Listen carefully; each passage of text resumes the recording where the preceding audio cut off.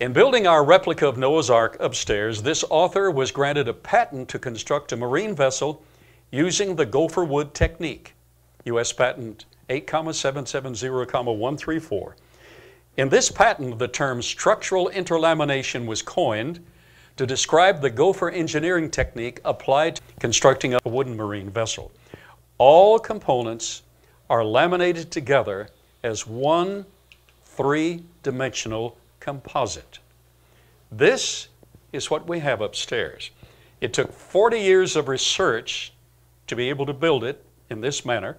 I hired 3 master craftsmen, and I was supervising, but I'm not good with my hands. I knew what needed to be done, and after description, they knew how to do it.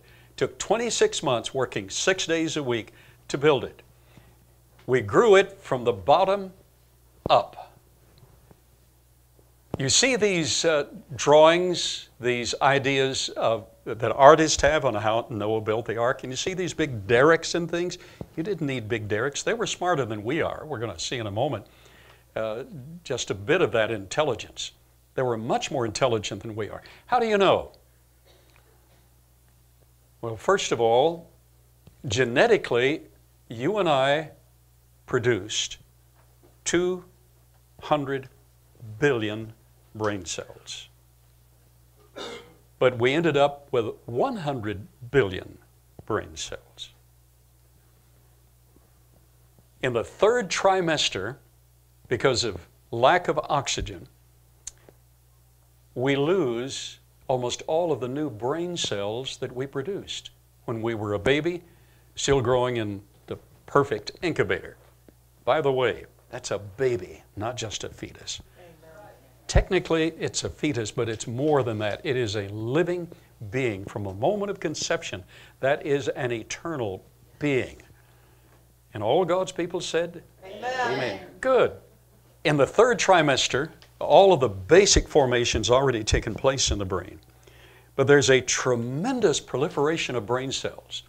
Every day, millions, not thousands, millions of new brain cells are produced.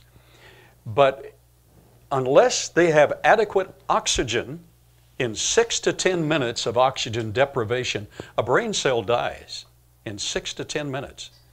So here is this mother gasping for all the oxygen she can get, giving nutrients to that precious child, but she's using most of that oxygen, and in the 3rd trimester, with all of these tremendous brain cells coming into existence, they can't get enough oxygen, and in a few minutes they're dead and flushed out of the plumbing. Praise God for the plumbing. But in the pre-flood world, Noah did live in the pre-flood world, by the way, and he lived in the post-flood world. So in the pre-flood world, with greater atmospheric pressure, with greater oxygen ratio, with greater electromagnetic energy, all in the right ratio, we would retain all, or at least most, of those brain cells.